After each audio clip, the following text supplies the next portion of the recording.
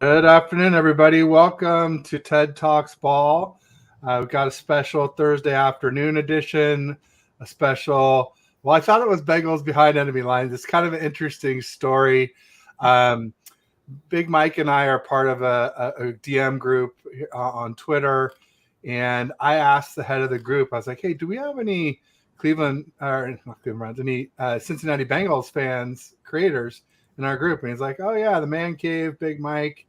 He's your guy. And it's funny because I thought you might be a Bengals guy. And then I went and looked a while back, and I thought maybe Browns. Turns out Mike is a Browns fan and a Browns content creator. And that's fine. I mean, really, I just wanted an outside opinion outside of the 49ers echo chamber to bounce ideas off of, to talk a little bit about the Bengals game.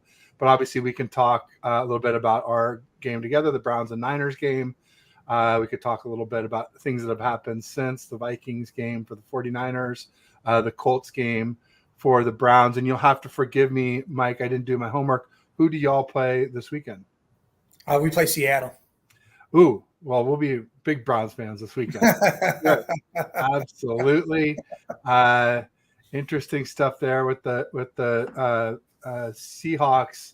They lost Nwosu, excuse me. And then they picked up Frank Clark, who is a free agent.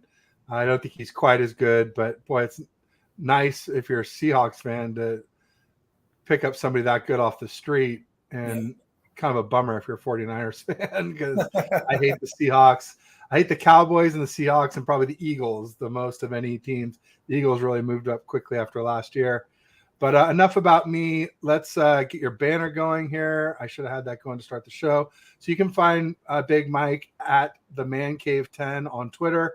And then I also have his YouTube channel down below in the description. If you just want to click on the link, please get over and like and subscribe. We are streaming to both channels. So if you're on my channel, make sure you get over to Mike's channel and give him a like, subscribe. Same thing if you're on Mike's channel, come on over and hit me up. Yep.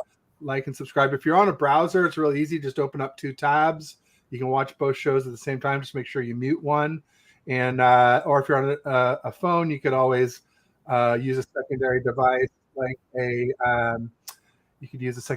like a tablet or something like that. So please do that, folks, and it really helps us. But Mike, a really long intro, sorry, and let us know a little bit about you, what you got going on coming up, and anything you'd like people to know that I may have messed up.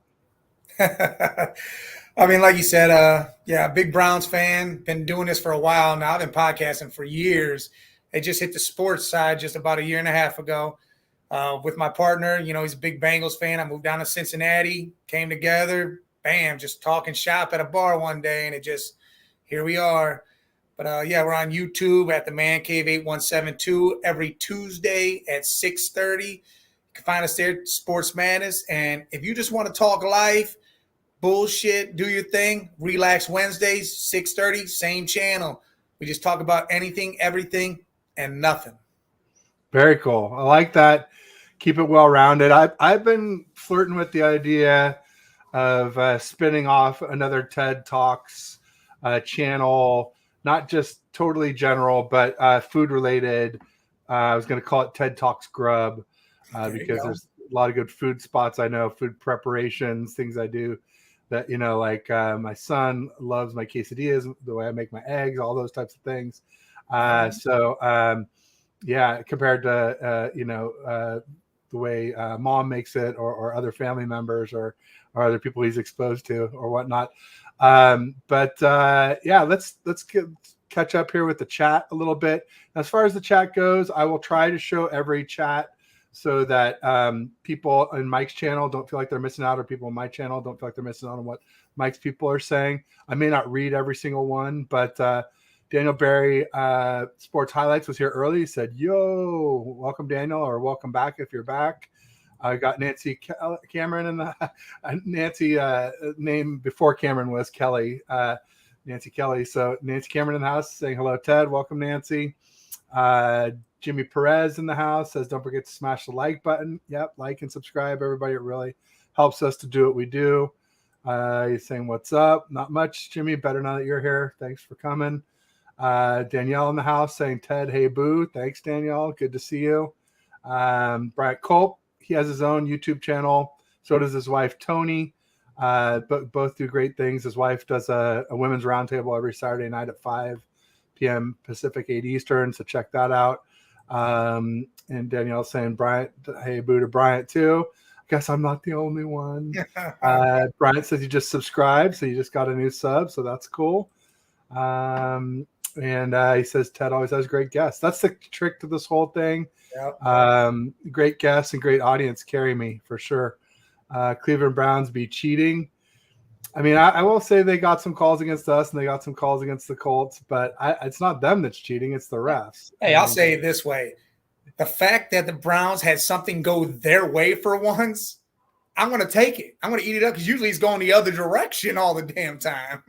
Yeah, I mean, were there refs involved with was it John Elway and Bernie Kosar back in the day? Yes. Yeah, I seem to recall. There's plenty of games. I mean, you had the big famous bottle gate where fans were throwing bottles during the Jacksonville Browns game, and the refs screwed that whole game up. It was a win for us, and they screwed it all up, gave it to Jacksonville, and bam. Oh, man.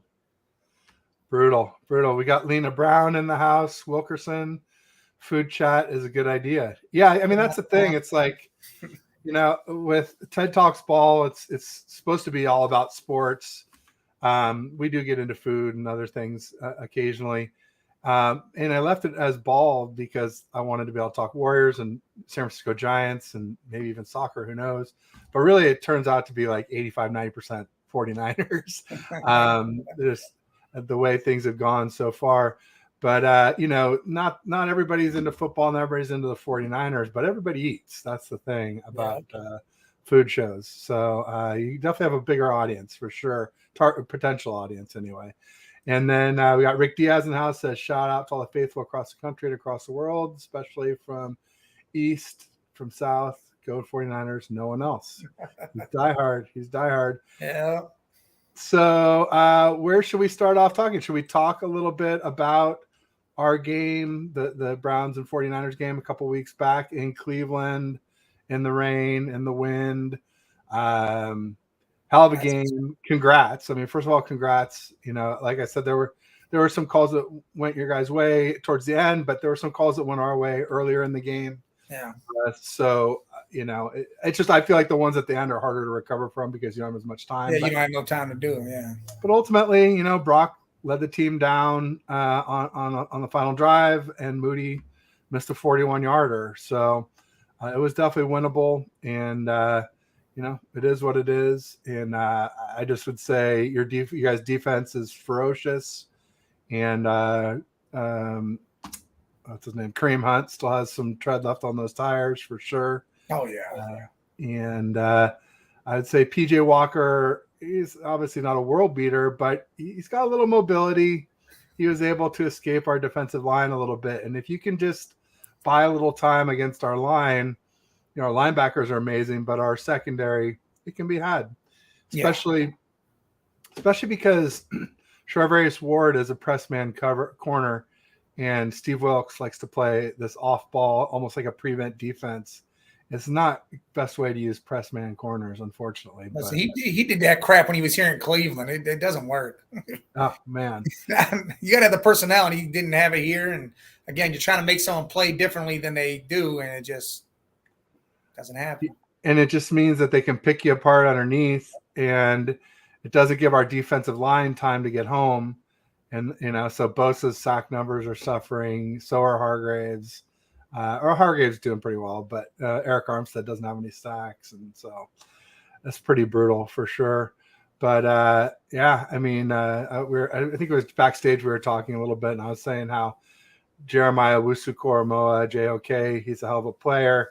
Yeah, and the Niners tend to do well against teams that don't have the best linebackers because you can just line up in 21 personnel with CMC and Juice in the backfield, and Debo and Ayuk and Kittle, and then whoever is the linebacker covering CMC, you just split them out, and all of a sudden they're out in space and with no help anywhere in sight, and that's a really horrible place for most inside linebackers to be. Oh yeah.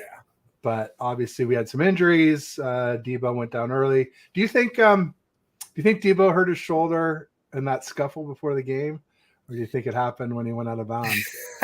He tried to shoulder check some people. Yeah, he wasn't. I don't get all that either. You're professional. That's a college thing. Don't bring that to the pros. Leave that back in college. Yeah, it was not a good look for either team, if you ask me. No, hell no.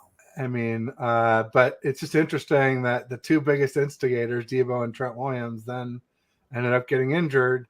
Yeah. Trent has a low ankle sprain. So I haven't heard anything this week as far as a practice report. I should probably check that. But, I would assume he'll be back this week because low ankle sprains are usually kind of 1 to 2 week, maybe 3 week type of things. But that's what they said before, and that's what he has. So they said 1 to 2 weeks. Yeah. So, and then I don't see anything recent for a 49ers practice. Okay, here we go. Walk through Wednesday. DNP, Dre Greenlaw resting. Brock Purdy concussion. Samuel, we know, is out for at least this game and maybe more on the back end because, bone breaks are usually at least 4 to 6 weeks. So this is only week 2. Trent Williams' ankle did not practice. Okay, interesting. So that'll be interesting to keep an eye on as we get further into the week. But I do think Trent Williams will probably find a way to play this week. Let's see here. As far as, I don't know. I just thought it was interesting that two of the guys that did the most instigating ended up getting injured. It's like karma came back. Yeah, it's like, I hate to say bad karma, but it seems like it was kind of bad karma. No doubt about it. And then it was interesting. You guys copied our boombox walkout. Yeah. And it worked. And so the Vikings copied it and it worked for them. And we didn't do it against the Vikings. I'm like, come on, guys, get back to it. Can't let these people steal our thunder that way. But I suppose until it doesn't work, people should keep doing it, right? I mean, people are superstitious a little bit. I guess. Whether you're fans or players, it seems like. Nancy was saying, great idea, Ted. TTG. TTG is my sponsor, and I'll definitely get to that here in a little bit. And then TTG brought to you by TTG. Yeah. Oh, TED Talks. That's true. That's right. Because right now I'm TED Talks Ball. Yeah. TTB brought to you by TTG. It would be TTG brought to you by TTG. That's some good synergy there for sure. I'd have to ask them if they want to be part of that venture, but I assume they would. It's hopefully good publicity either way. We got Jason Niners Smash Massey in the house. He has a Niners Faithful Radio YouTube channel. Make sure you check him out. He always opens with Talofa Faithful. And then Nancy says, is there a green room backstage? Absolutely. Yeah, Nancy. So before the show, there's like a couple of little boxes and it shows the miniature versions of what you see here on the screen. And then I click mine and it pops up. And then I click Mike's and he pops up next to me. And so that's how we, get ready for the show. And then you hit go live and then it goes live. But if anyone's early, then we talk a little bit before we start, usually just some basic stuff. Like, hey, how long do you have today? So that I don't make you late for your next appointment, that type of thing. And just a little bit. And me, I was like, hey, so who's your team? Like a dummy, not even paying attention to the Browns in the back. But he had mentioned that his buddy Jay was the real Bengals fan. I had one on this morning, and he was a really good guy for sure, Joe. And but ultimately, he was saying that he thought that the Niners would actually win the game, which I thought was a little surprising. And and just to jump ahead, I guess it's not going to ruin anything, I don't think, to just say. Sorry, it's John Sheeran was his name. And I was saying that, basically it's a tale of two predictions for me. Like, if Purdy plays, I'm predicting we win. If If it's Sam Darnold, yeah, not so much. I don't trust him, you know. I know Kyle loves him. Kyle has said he's like Steve Young, and I'm just like, dude, I was at camp. Didn't look that way to me. What is that? Because he threw I mean, Steve Young never saw ghosts, right? Of course, you know, and how great is it that it's right before Halloween too? Yeah. You know, I mean, talk about a time of year and when everybody's seeing ghosts. Yeah, that's interesting for sure. So yeah, I mean, I was saying 24-21 if Purdy plays, Niners win, and 24-21 we lose if Darnold plays. You know, I saw him in camp, and you know, I mean, and we saw him his whole career. He's had like 90 turnovers in like 55 games.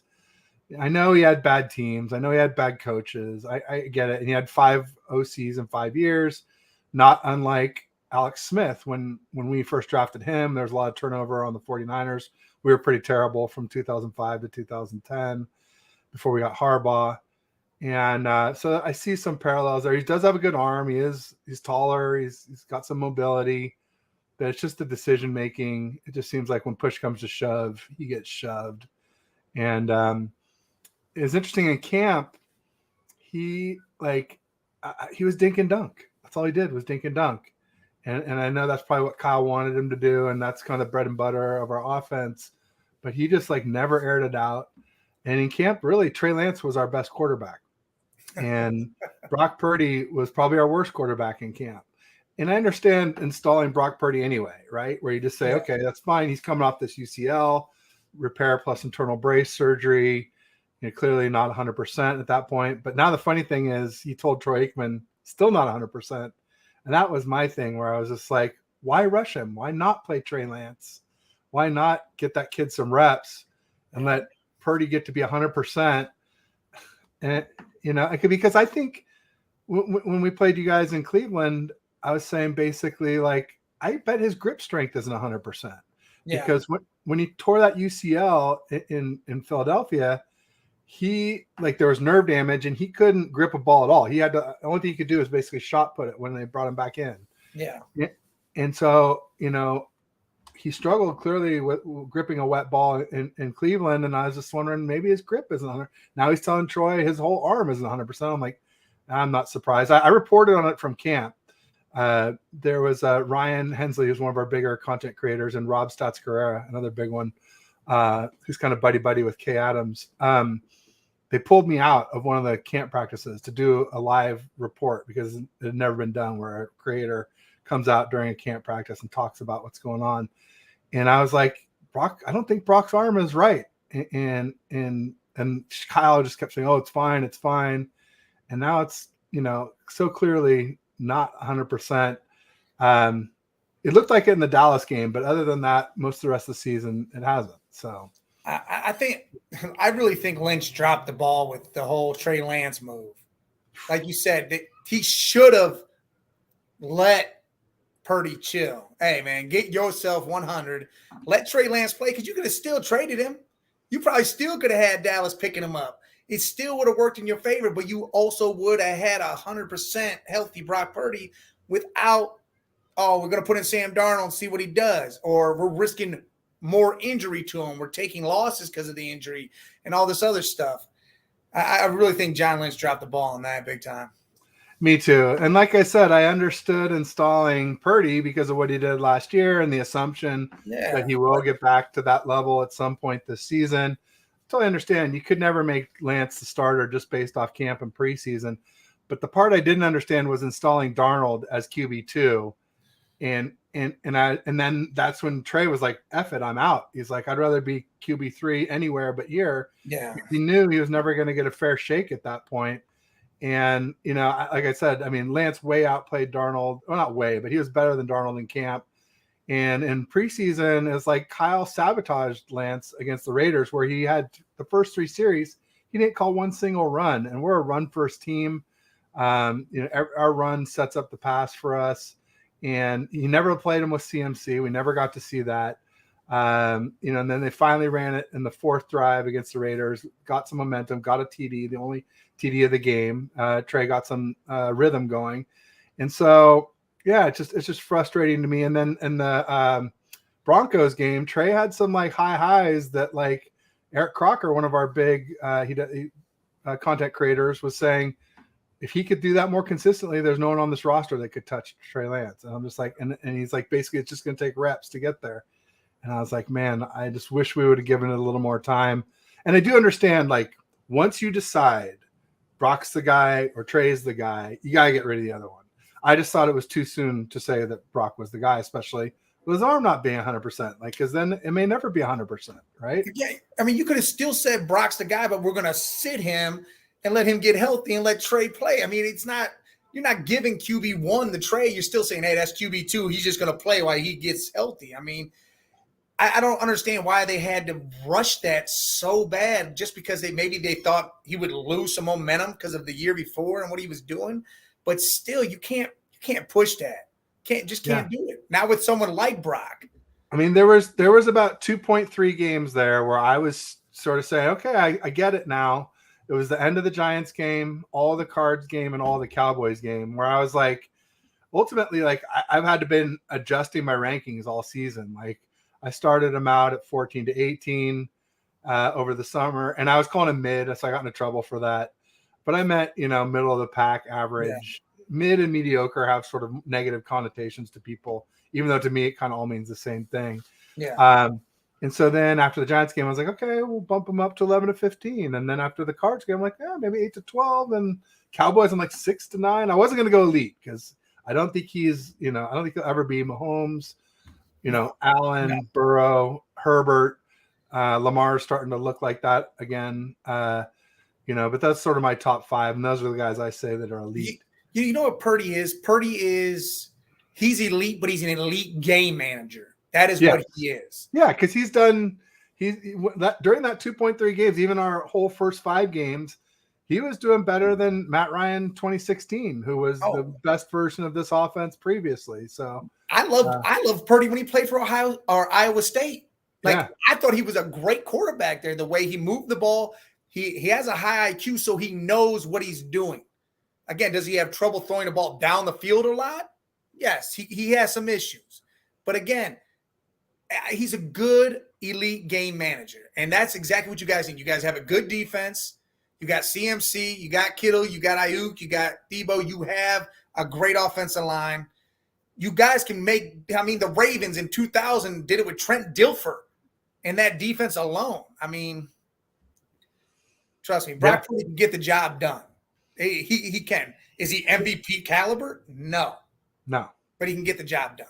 Yeah, absolutely. He looked the best. And part of it is, I've said, we have the cushiest QB job of any team in the NFL. We do. I think Tua is close. I think Hurts is close. Mm-hmm. But maybe Joe Burrow. It's a reason why I have Josh Allen ahead of Joe Burrow, is because I feel like Josh Allen has Stephon Diggs, but Burrow has Jamar Chase.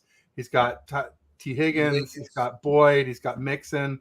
I just feel like he's got more weapons at his disposal. Problem is with that, he has no offensive line.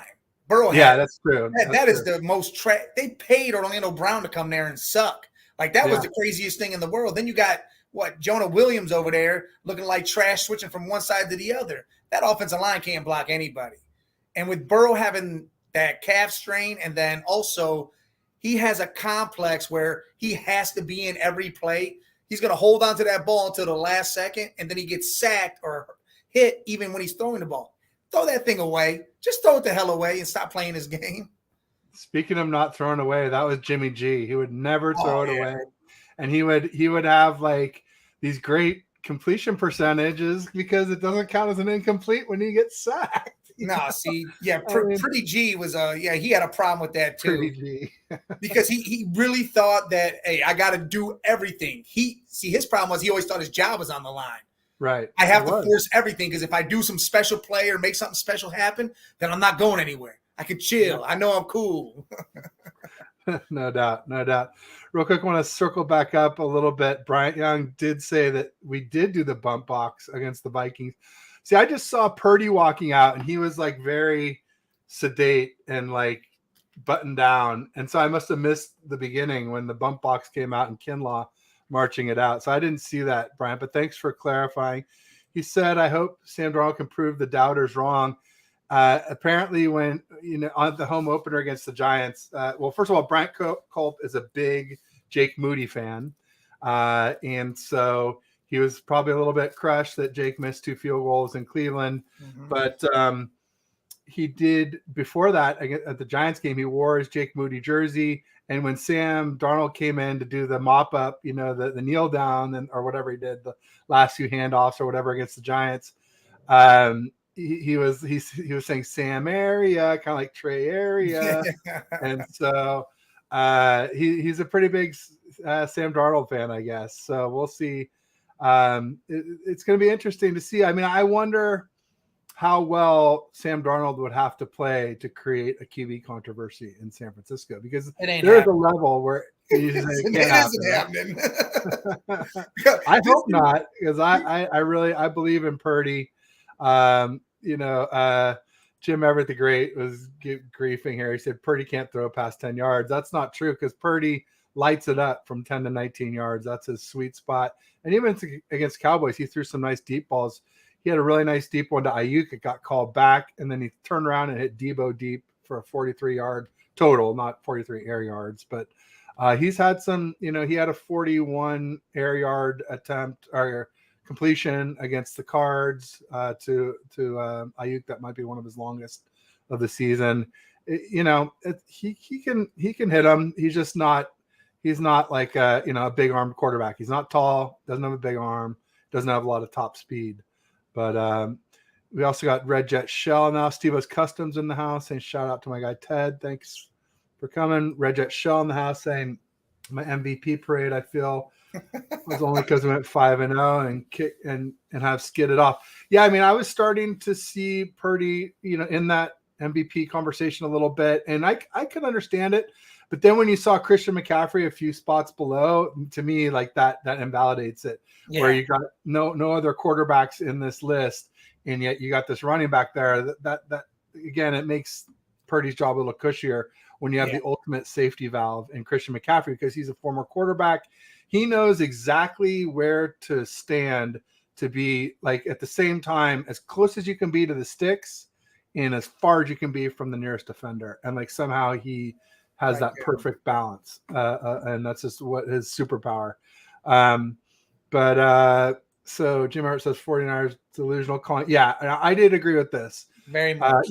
And people call me a hater. And I'm like, no. I really like Purdy. I just hate the hyperbole. I hate the Montana, the Steve Young, the Brady, the Josh Allen, the Mahomes. People say better than Mahomes. See, the fan that's doing that's saying Joe Montana, Young, and Brady and all that, is that fan that's too far in. Well, Steve Young said he has the force. They're unrealistically thinking these things. See, like you and some of these other guys are like, hey, we know what this is. We know what this is about. We're not going to say, hey, this guy's end all be all type stuff. Now, that's not what this is. And you guys know that. But some of the other guys, just because of what he's done, all right, well, we're going to give him everything. Red Jet says pause on number 16. Absolutely. Yeah, Montana's one. He's still my GOAT. So we got Butterfly in the house. Hi, guys. Welcome, Butterfly. And then Bryant switched over to your channel. Love it. He says, I will send you the link. Outstanding. Okay, for the video. Thanks. I appreciate that, Bryant. Jason Niner Smash Massey says, look, we can all bitch and moan, but come Sunday, we all better be rooting for Darnold. Oh, no, I'm definitely rooting for Darnold. I just, look, hey, I root for whoever our quarterback is every Sunday or game day, whatever it is. But then what I say is, like, the other 6 days a week, it depends on how they did, right? Yeah. And so this is one of those other days. And just my expectation is that he's not going to do that well. I hope he surprises me. I hope Darnold plays well enough that we do have a QB controversy, because then I won't feel so bad about letting Trey Lance go, because it's been eating me alive this whole time. I've been ruining this day ever since the trade, just knowing that, more than likely we would be in possibilities. better shape if it was Trey Lance leading the troops and not Sam Darnold. But yeah, no, I'll definitely be rooting for Darnold. I'll be there. I mean, so I'm going to be at the game. But let's be clear too. Brock Purdy hasn't been ruled out either, so it's unlikely that he'll get to play after having a concussion only 6 days prior. Yeah. But the concussion protocol is not time based. It's a matter of procedures, and if you can clear the procedures, you can. It's possible that he could play. I just, I just say don't bet your rent money, as usually the way I like to put No. something like that. Yeah, no. I think it's pretty unlikely, but hey, you never know. But yeah, whoever's quarterbacking, I'll be rooting for. I would expect to win if it's Purdy, and I would expect to lose if it's Darnold. Here's the deal: if you're Shanahan, I'm sitting Purdy anyways. Again, he's got to get that arm right. If he goes in there and his brain was just rattled, so all right, so it comes back and it's okay. How much does it take to rattle it again? Yeah, well, just ask Tua. Exactly, and he's on the verge. He gets hit one good time, you're going to see him gone, and that's it. Dolphins go right down the drain. That's the end of that. And the thing that scares me about Tua is that his were not like Purdy's, where Purdy was, going for the sneak, and the guy hit him in the helmet to helmet really hard. His whole head moved like a foot. You could tell. I mean, it was clear he got smashed when you watch the replays of it. And when it happened, I was like, "Oh man, that looked ugly." But he got up and kept playing. I'm like, "Oh, I guess he must be okay." And the independent consultant didn't flag it, so it must be okay. Not knowing, that a lot of times they miss these things, especially if you got a tough guy who just, wants to gut it out. Yeah. But, with Tua, his were more like being ragdolled in hitting helmet to like either turf, AstroTurf, or grass, but not really so much helmet to helmet. So if he does get a good helmet to helmet shot, I imagine it'll be worse. And the thing about these concussions is they're progressive. Yeah. They never get better. They only get worse. And so that's my concern for Tua. I hope he's okay. But man, he's playing great this year. So hats off, or visor off to Tua. He's, lighting it up. I mean, number one offense in the league. So congrats. And Mike McDaniel too. We obviously have a little affinity for him since he's an ex-Niner. They're doing great things down there offensively. I just figured their defense isn't enough. That's why I never wanted to put them in the top 5, even when people were starting to do that. I was just like, that defense, I think, is going to hold them back. So we'll see. Yeah, it's like they have to outscore you by 21 to 28 points right away for you to have to chase them down. Yeah, no doubt. Jim Everett says the 49ers will lose to Joe Cold Burr. Yeah, I mean, Burrow, he's an elite quarterback. He's got elite weapons. His O-line is a little lacking, but, our D-line has been really struggling to get sacks. So, I don't know. Is this the game where Bosa and Armstead wake up? I feel like Hargrave's done a pretty good job. Maybe Randy Gregory, too. I didn't think much of the trade, but he definitely played well in Cleveland. He had a sack, some pressures. And then the funny thing is we gave him less snaps against the Vikings. I'm like, what are we doing? What are we doing, Steve Wilkes? This game coming up is a game in the trenches. That whoever wins the trench is going to win. And that's most games, but this game more in particular because with the Trent Williams injury, the Bengals line looking like trash. But who knows? They're coming off the bye. We could be better, but you got Hendrickson and Reeder on one side. Then you got Bosa, Hargraves, Gregory on the other side. Whoever rattles that quarterback first and gets to him, because again, Joey B, he's still got that calf strain. That's still there. Don't forget Sam Hubbard too. Oh yeah, Sam. Good old Sam. Didn't he have that thing against the Saints where like they tried to sneak it and he grabbed the ball off the pile? Grabbed the ball and took off. Yeah, ran 99 yards to pay. And that's what it is. It's the trenches. And this game to me, it's like a divisional game, believe it or not, because both teams have to win. Like they got to win. You guys have to win to stay ahead of the Seattle. The Bengals have to win to start gaining some ground to the rest of the division because everybody else is 4-2 or 5-2. It's a must win in both ways. And I'll tell you right now, if people were healthy on the nines, this is your guys' game. The only thing that gives Cincy the chance is they've had the bye week. They've gotten rest. Joey B could feel better, and they're coming into your guys' house. But again, you guys are beat up some. Everybody's got a little hitch in their step right now with what's going on. Can you believe that we played you guys after your bye, right? The Browns. Yep. Now the Bengals. There's 2 more teams we play this year. Come on, we have 4 freaking teams off the bye. That's nuts. Not only that, but we have negative 20 rest days, the worst in the league. So, like when we play the Ravens Christmas Day, they're one of the best, +9. So by Christmas Day, they're going to be somewhere in the neighborhood of 29 more days of rest in like a 4-month season. They've had almost a month more rest than us. That's why I flipped that game from a win to a loss, because the stuff adds up in the NFL. Yeah. So, and the Ravens, they look good. Their defense looks good.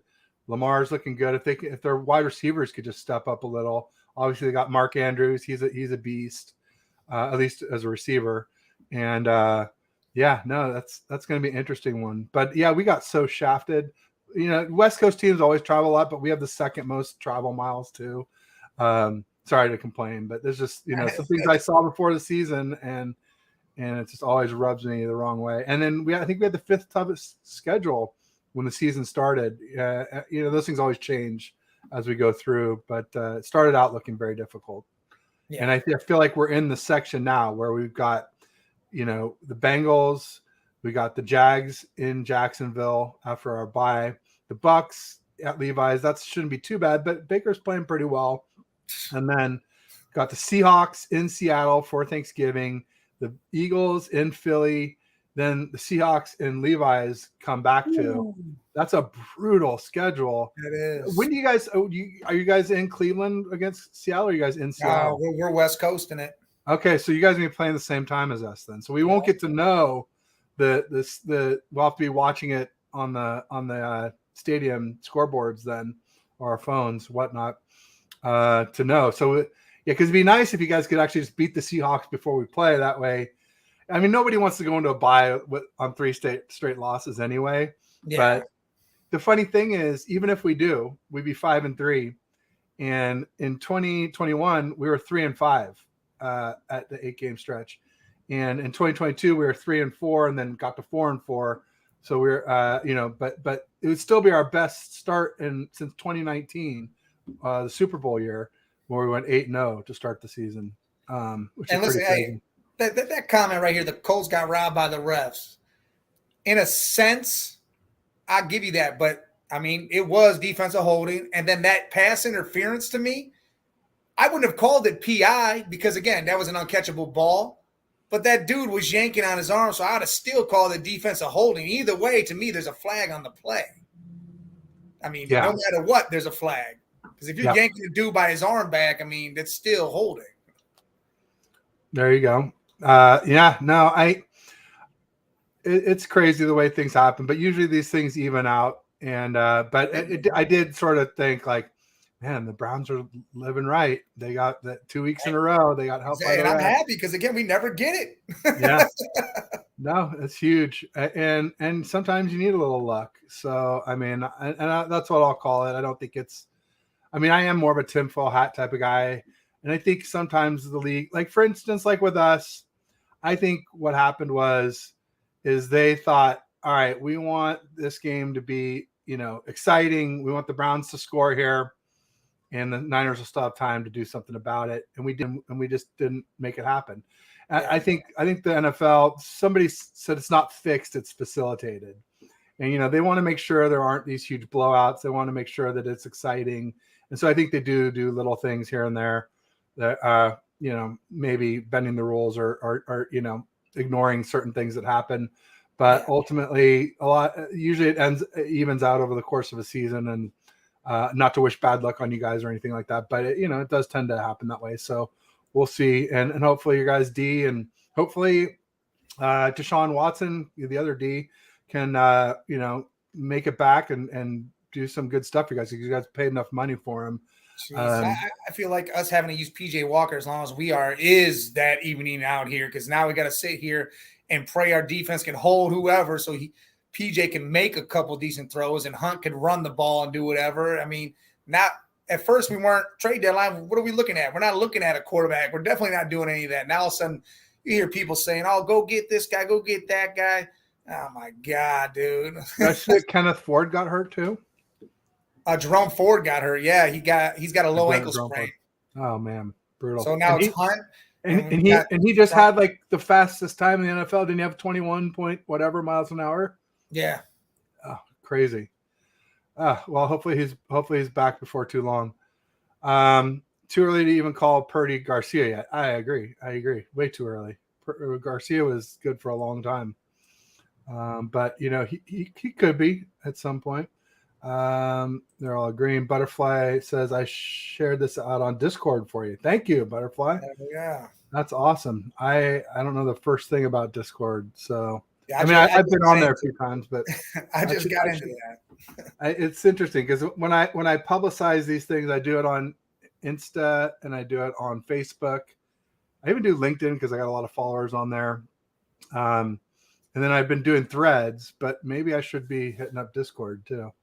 It's just probably one more click once you got the stuff formatted, essentially. Got Trey the Wave said, hey, my friend, Seahawks, I think the division is up for 49ers and Seahawks. Yeah, of course.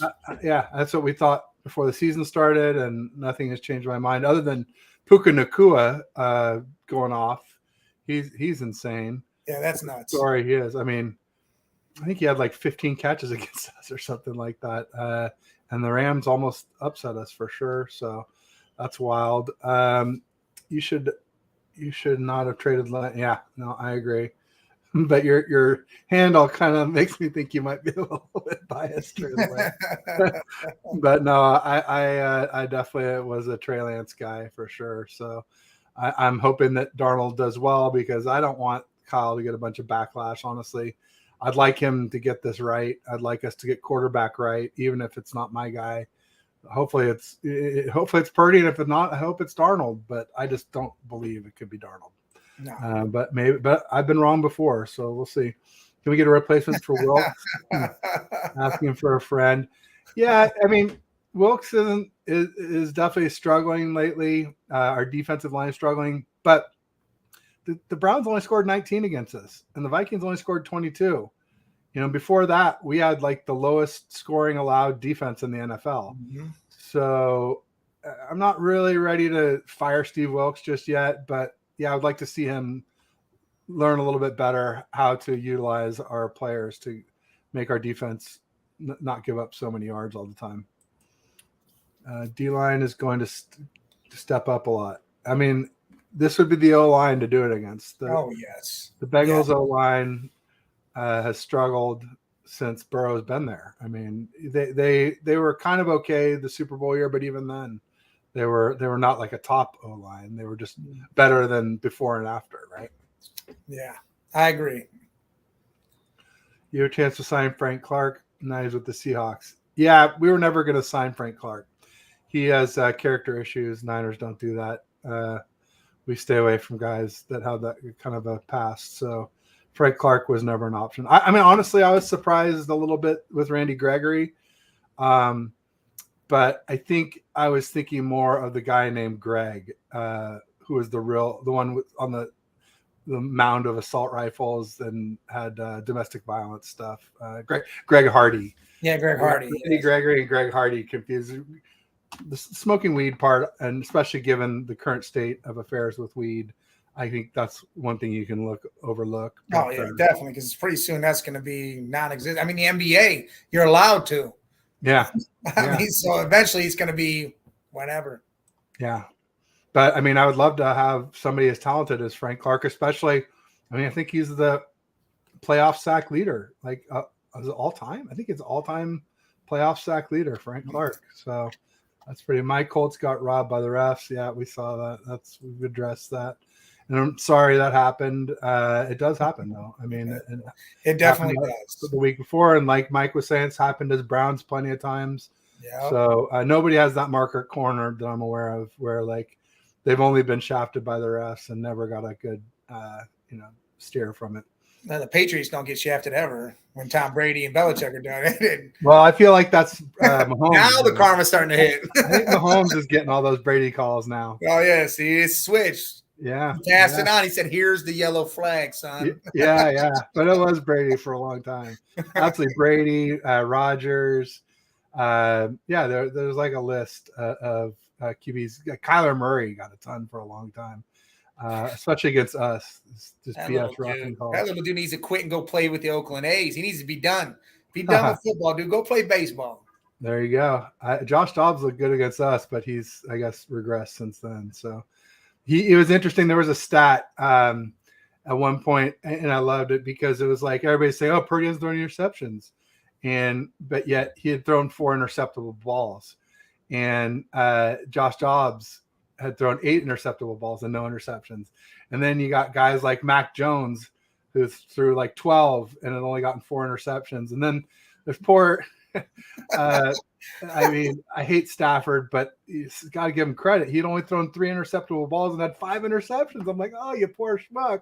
Like, 2 of them got tipped, and they caught ones that were dead on and ended up being picks. That's awful.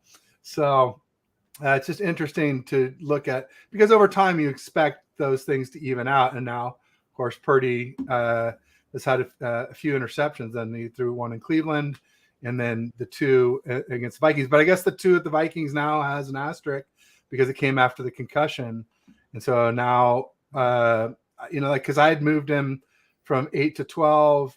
So I had him 6 to 9 for the Cowboys. I think I stopped on that.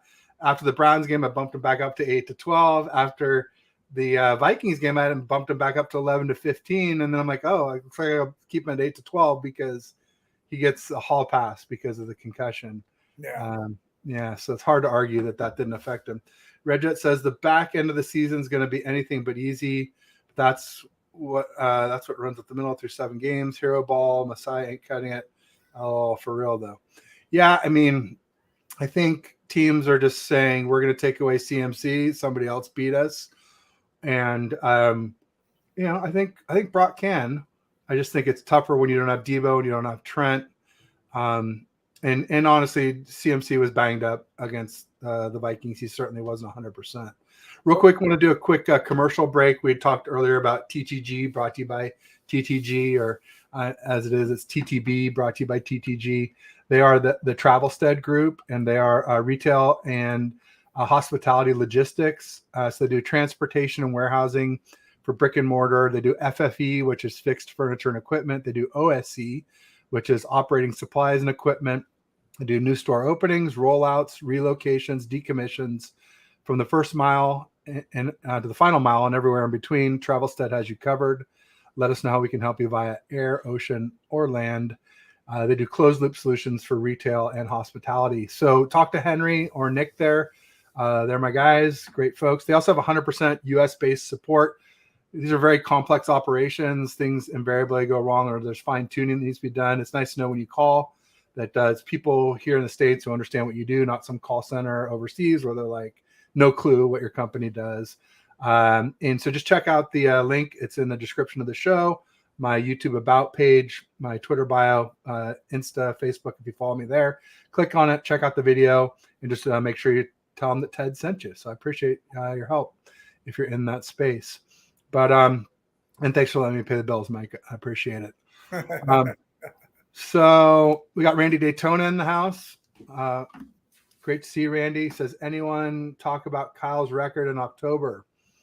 It's not good. It's not good. If you want to post it up, I know it's a losing record. And luckily October is almost over, but I hope we can buck the trend and, score at least one to go into the bye week with some momentum. But post it up if you got it, Randy. Beats and rhymes. There you go. It's rare, but sometimes I get a little of that going. Randy says 3 straight calls in Indianapolis. All of a sudden, end of the first quarter. This is a pattern last few seasons in football. Yeah, it's the refs are terrible. I mean, some of it, like I said, is kind of conspiracy, but some of it is just ineptitude. Yeah, just bad. And it's probably time to make them full-time and not contractors, and make it pay a little more so you can get some better talent. and then actually make them go to classes in the off season.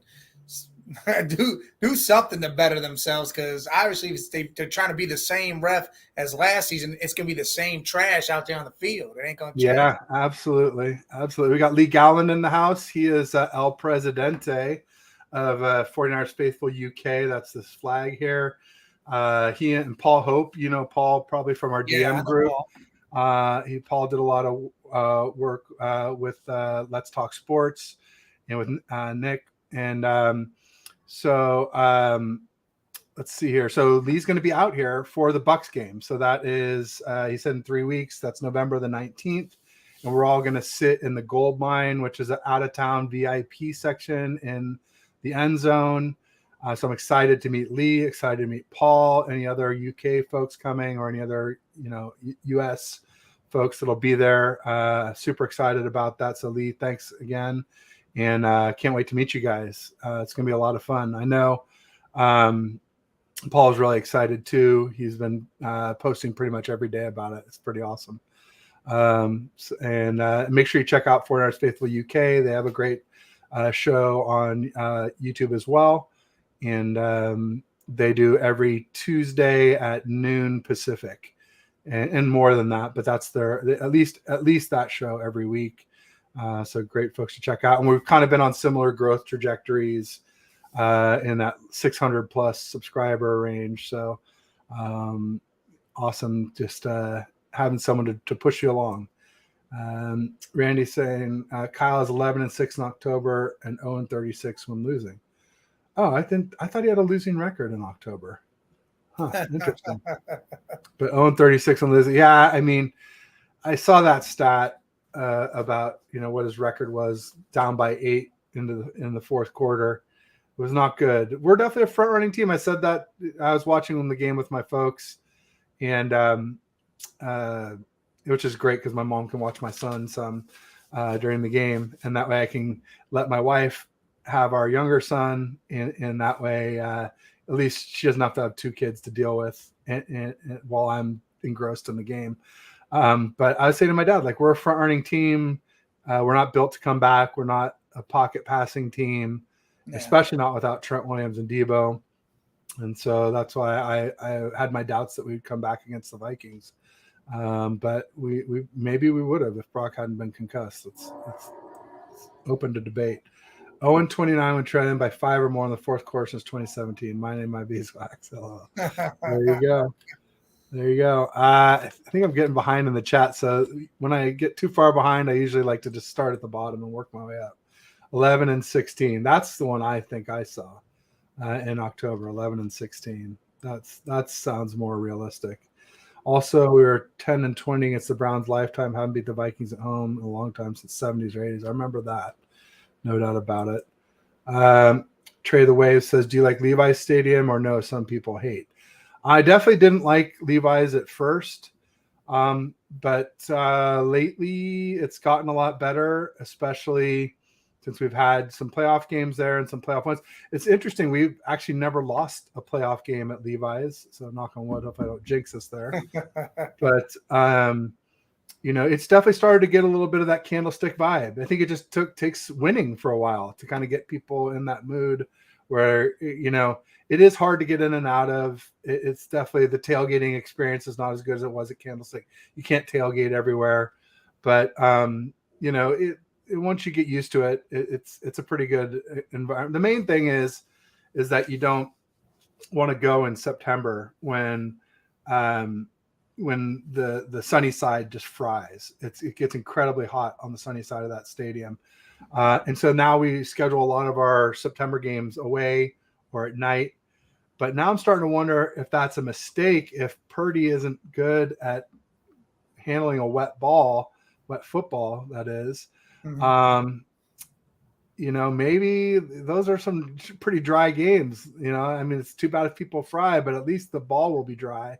Because now of our last 11 games, 9 of them are outdoors where it could be wet and or windy. Starting here with the Bengals, Jags, Bucks, Seahawks twice, Eagles in Philly, Ravens on Christmas Day at Levi's, Commanders in Washington, and then the Rams back at home. So I mean, they obviously won't all be rain games, but I wouldn't be surprised if 3 or 4 of them are. You know what I don't understand is why all of a sudden the fade away from Kittle so much. Like he has a big game, then all of a sudden it kind of seems like he just disappears. Like that should be your safety blanket. He was doing some good things against the Vikings. He definitely had some nice catches. I mean, he did. Yeah, I'm not going to take that away, but I mean that, like this week coming up, this game, Darnold better use that man like it's everything because Kittle get that for you and open up that so CMC can do a little more and take some heat off you. Randy says we were undefeated before injuries. That's true.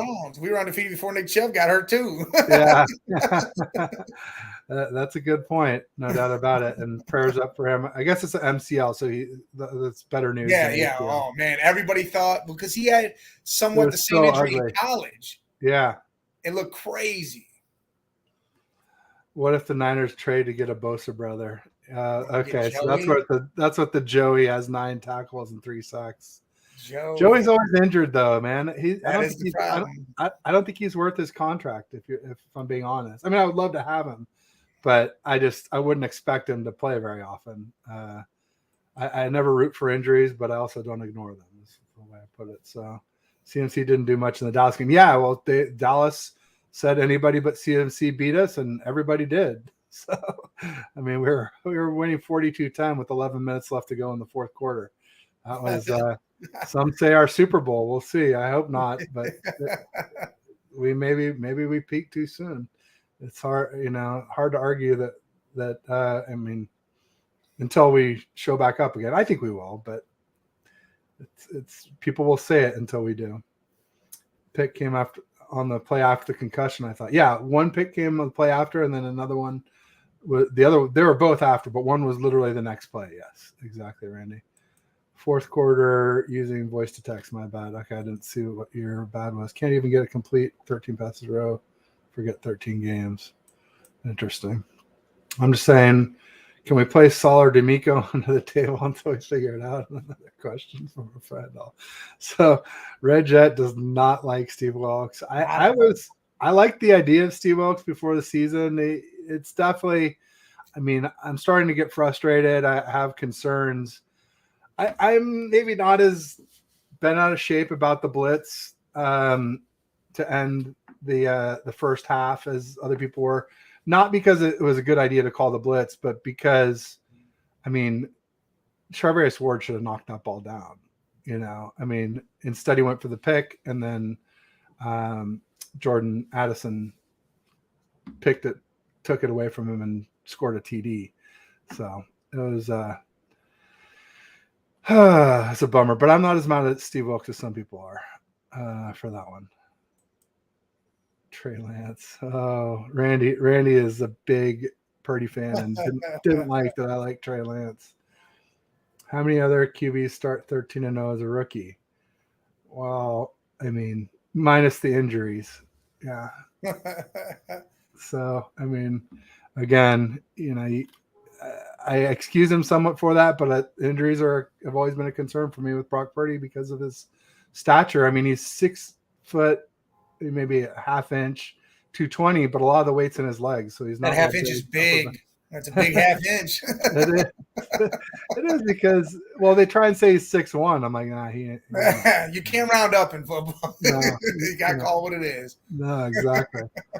But all right, so we're caught up here on those. So as far as the Seahawks go, what are your thoughts on Browns Seahawks? Do you believe in Geno? Because I got into trouble. Oh, here's an interesting one. I was, you ever heard of Nick Wright? Yeah, I hate that dude. Yeah, I call him Nick wrong. Yeah, all the time. Yeah, although as a Cleveland, you must love because he loved LeBron. So no, I still hated him then. Okay, because he's such a turd. Yeah, and so he was saying that he trusted Geno more than Brock, and so if you see me on the timeline, a lot of times you'll see me say this will be fun to come back to. Listen, I did a whole thing about him when he did 20-0, no doubt about it, with the Chiefs, dude. I did a whole thing dogging the hell out of this guy. him and Adam Rank. I hate both them dudes. Them dudes just don't know how to talk football at all. They're stupid. Straight dumb with it. They do a lot of shit for clicks and all that. Yeah. Trash. Dumpster fires together. But Geno, man, he's saying he would trust Geno more than Brock. Now, that's ludicrous to me. Ludicrous. Because Geno isn't anything until he gets to Seattle, and he has to have 2 all-pro wide receivers and Pete Carroll being able to help him do these things. Anywhere else, he was just a QB2. When he went to the Jets, he was straight trash. Listen, Geno's nothing. I'm not – Brock Purdy is way better than Geno Smith ever will or ever could have been. That's what I thought, but, so I wrote this will be fun to come back to. And then after this Vikings game, no fewer than 75 people go to and replied. I think there must have been a group chat or something where like, hey, let's go get this guy. I've never seen so many people so quickly on one tweet like that. And just get ratioed, as they say, as the kids say these days. And I was just like, I couldn't believe it. So I saved them all, of course.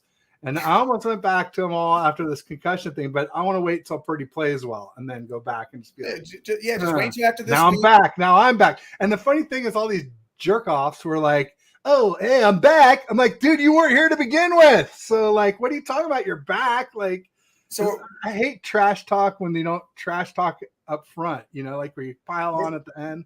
Were they all just talking? No balls to say it at the time, Were they all just talking trash about Purdy, or are they Geno fans? Yeah, they're all saying because of the 2 interceptions. Are they Geno fans too, or something? There were some Seahawks fans. There was a lot of Chiefs fans because Nick Wright, he's a big Chiefs. So you of course, yeah. Got a tattoo now. Well, also some guy below me had said something like had replied to me saying something like Purdy has Mahomes worried or something along those lines, and I was like, I don't, I said it earlier, like that's hyperbole. I'm not putting him in those conversations, but I should have replied and just said, not me, or whatever. But anyway, so he got a lot of grief too. But there's a lot of Chiefs fans, a lot of Seahawks fans, but then there's like a Cards fan. I'm like, what are you doing here, man? The Cards, you got nothing to talk about, man. That's why.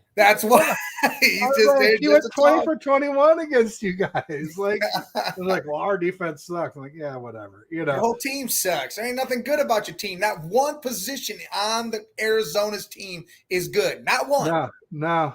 Not the coach, not the staff, not the GM. James Conner. I like James Conner, but I heard he's on the trade block. Cool. Maybe we'll trade for him. He's a good running back. Yeah, I would love to get James Conner. Again, I'm telling you right, the stadium is what they got going for him. That is what they got going for him. It is a nice stadium. I love that it's indoor and grass. I mean, I love that in Allegiant. The fact that it's grass is where it's at. Yeah. I mean, that's what all football fields should be. When Rams cap on Levi's, I'm like, hey, at least it's grass, because SoFi is turf. Just ask OBJ how that went, where you have the non-contact ACL, so yeah, no doubt about it. Purdy says Brock isn't 100% out just yet. Yeah, he's not 100%. He needs to be. 0-1 in February. Well, actually, we're 0-2 if you count the Ravens, but we're 5-2. But still, sorry, voice Texas. Okay, so Bryant was saying Goldmine is awesome. I haven't been yet, but Bryant was there for that Giants home opener. So he got to meet, I think, Jess, who does East Coast Red and Gold podcast, and a bunch of other people. Bashar, who's I do Balling with Bash and Ted on Friday. He's in our DM group also. All right. But let's see here. I'll start working my way back up. Kyle's 11-16 October, not 11-6. Okay. There, speakers full. Yeah, because when you said 11-6, I'm like, that doesn't seem right. I'm pretty sure it was a losing record. So thanks for clarifying, Randy. Appreciate that. Why can't we compliment a guy without comparing to another guy? It's just that's the way football is. It's got to be that way. But I mean, I think Geno's a good quarterback. He's definitely has one thing he's better at than Purdy is throwing a deep ball. But yes, I don't know about his decision making overall. I don't know. I think it's closer than a lot of people want to admit. Call the game manager. That is what Geno is. Purdy, Dak, Cousins. No. I think they're all in the similar. Like, no. You like Purdy better than those guys? I like Purdy better than Gino. I think him and Kirk. I think he could be a better Kirk because as soon as the light comes on, Kirk shredded us with like he did. But Jordan look, Addison and KJ Osborne, and then Addison went out, and then he was lighting us up with Brandon frickin' Powell, who's like a kick returner from the Rams. You got to think that was on a primetime game. Usually, when them lights flip on, that's usually looks like a cockroach and runs away. You don't ever see the man. He doesn't show the hell up. No, wait. Here's the thing about Cousins, though. I always said if you protect him, he can pick you apart. And the Vikings have done a shit job of protecting him, and even a shitter job of giving him a good defense. Like the only time he ever had a decent defense as a Viking, he had the misfortune of running into us in 2019 when we had the number 2 D and the number 2 run game. And they might have won if Kyle just let Jimmy keep throwing the ball, because he literally threw Kendricks an interception, and then he threw it 2 more times to Kendricks and he dropped both. And so Kyle's like, shut him down. We literally ran the ball 4 times. And it's very famous that we ran it 8 times against the Packers there in that NFC Championship game. Yeah. Or we only threw 8 pass attempts. Pardon me. It's less known. All right, so I botched that. But anyway, there's only 4 pass attempts in the second half against the Vikings. So 12 in the last 6 quarters leading up to the Super Bowl. Only 2 pass attempts per quarter. And so, I think that's part of Kirk's problem right there. I mean, I do understand about Monday Night Football, but when you don't have a D, you don't have an O-line, that's going to hurt you. That's ever. He doesn't play primetime games good, ever. Yeah. Ever. And to me, Dak is not in the conversation with any of this. That dude, I'm not a fan of Dak. I never was ever a fan of Dak. I think he had some good breaks with certain players and having defenses, but I mean, the first time he shows out in the playoff game was what, last year or 2 years ago? Decides to show out. Yeah, it was last year. He had that year he beat Brady, but dude, that's it. Yeah. And Brady was washed, and that Bucs defense was overrated, and yeah. Although he looked pretty good against Herbert the other night, or day or whenever that was. Listen, they should have won. The Chargers should have won that game. That's the craziest thing. If Herbert didn't go down the field, throw the interception at the end, make that wrong decision, dude, that's it. Chargers are marching, and that game's going to be over, and Cowboys lose that one too. There you go. Dak used to be good a while ago. I don't know. I still have him in that 10-ish range. I've got Kirk Mississippi State. As 10. I think he won a playoff game way back when in 2016 or something like that. So Trent Dilfer won a bunch of playoff games and even a Super Bowl, but you're going to tell that dude's a good? No, Trent Dilfer is the caution. He's the exception to the rule of like you need a franchise quarterback to win. What about Rex Grossman? Well, but he didn't win the Super Bowl. He just he did it, but he sure in hell got there. He got there. Yeah. No, I mean, Dilfer, Brad Johnson, Del Hall, Nick Foles, and then I go back. I say Jim McMahon too. Listen, I think Foles is a better quarterback than all them guys. You think Foles the best? I think Foles is probably one of the best game managers there is because he does have talent. It's a matter of having the right team around him. The Eagles were stacked. Exactly. When Deshaun got hurt and they were saying all this other shit, I said, why not call this man up? Why not just call him? He's going to be cheap as hell. Yeah. If you can come in and run the system, you have the talent for him to do it, and the defense, like he did with the Eagles, he can manage and win games. And you guys have a good O-line, really good O-line. And everyone's like, no, why? He hasn't played in how long? I'm like, what? Yeah. He was never good on any other team. I don't care what he did on any other team but the Eagles. Don't care. Stacked team. Yeah, I'm with you. Good with us right now, but he went to Tampa Bay and he's doing all right down there, isn't he? Yeah, he is.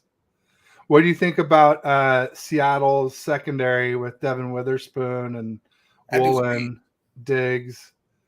I think they got a great secondary. Yeah. I think that's a good young core. I mean, even Adams has a vet out there helping him out. I mean, that's a hell of a core. It's not Legion of Boom, but it's definitely a good core. Well, people forget that, they had really good linebackers in the Legion of Boom. Yes. I mean, obviously they had Bobby Wagner. They had a couple, at least one other really good, KJ Wright. No, Was he part of Legion of Boom? He might have been later. Browner, no, Browner was a corner. But then they also had like these really good, like underrated deep D line too. There weren't any like superstars, but there was a lot of like almost stars, and tons of depth on that D line. So, and now they're just scraping by, downgrading from Nwosu to Frank Clark. So, hopefully that's enough for you guys to get the win. We'll see. Oh, listen, I think we're gonna make Gino. We're gonna terrorize Gino. Nice. We're gonna terrorize him, and look, they might have to put Drew Lock in, and then you already know what happens then. Well, I got all those receipts saved from all those fools who came at me. I'd love to be able to come back at them. Ideally, I'd like a good Brock game to go with a bad Gino game. So maybe, I guess I was already rooting for Brock to play, but we'll see. We'll see. I'd say it's slim to none that actually happens. We'll see. Long ago in a galaxy far away. Yes. That's right. Said Dak used to be good. Yeah. Mississippi. I think he's decent, but yeah, I mean, ultimately, time will tell. I had him as my 10B to start the season. I had Kirk as 10A, and Dak as 10B. You got to think what Kirk's done in his career with Washington. Done a ton. What he's done with this. I mean, to me, Kirk's career is 100 times better than what Dak's is. Not only that, but the dude never gets injured. It's insane. He's like never missed a game due to injury in like 8 or 9 years. He's a cheat code for real. Like, know, L1, R1, up, down. That's bam. There it is. Kirk. He's right back 100%.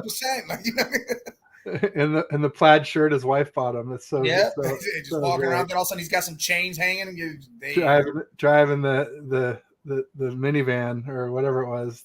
If he were walking around in a crowd, nobody would really know that guy. Yeah, no doubt. He blends right like that. Yeah, that's it. That's what they know him for. That right there. Oh man. Well, any other thoughts on your guys' game, our game?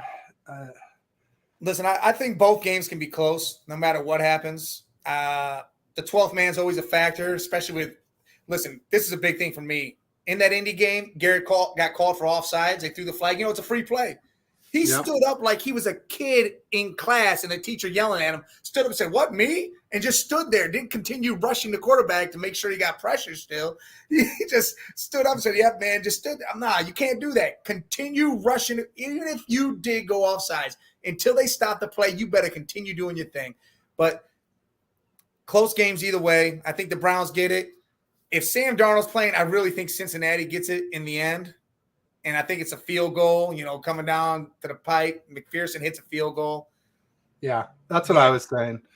Win with Purdy, lose with Sam. That's sort of my tale of two predictions. Now, as far as weather goes, it's 70 and sunny for the 49ers. Hey, you guys got 54 and sunny in Seattle. So that's right. Looks like good weather, at least as far as unless you want rain. Sometimes you do. I definitely don't. Well, I don't know with Darnold, but with Purdy, I know I don't anymore because it's not just the Cleveland game where we saw it. It was also the wild card game against the Seahawks. Mm-hmm. I was there, and it rained before the game, and it rained in the first half.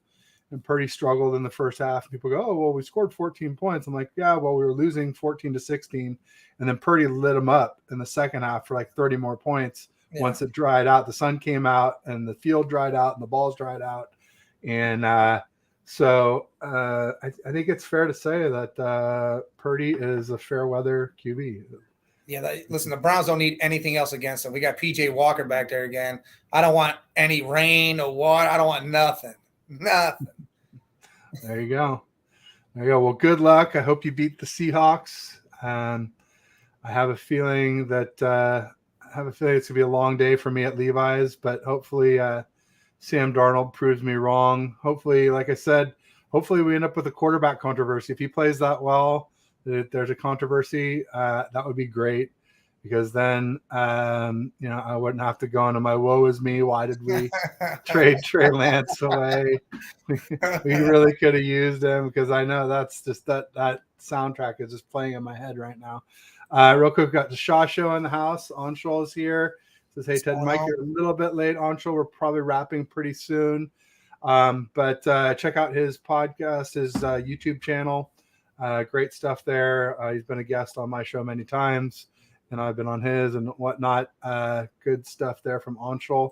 And then Randy says, I think the Niners were exhausted in these 2 games. The schedule is disastrous. Development for our Super Bowl chances. I called both losses and the next one the day I saw the schedule. There you go. Yeah, you did definitely call the Vikings loss. I didn't remember you called the Browns loss too. That's wild.